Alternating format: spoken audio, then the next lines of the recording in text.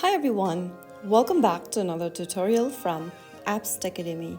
Today in this video, I'm going to show you how to track your orders on Meesho. Tracking your orders help you know the delivery status, estimated arrival time, and stay updated on any delays. So in order to track your orders, launch open the Meesho application and make sure that you're logged into your account.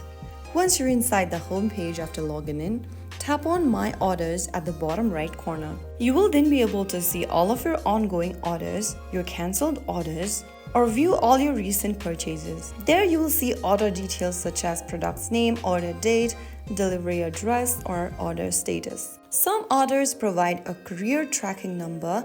Tap the tracking link to see real-time updates from the delivery service if you have any ongoing orders. So that's how you check your order on Meesho and track your orders easily and quickly. If you found the video helpful, don't forget to like, share, and subscribe. I'll see you in the next video. Thank you for watching.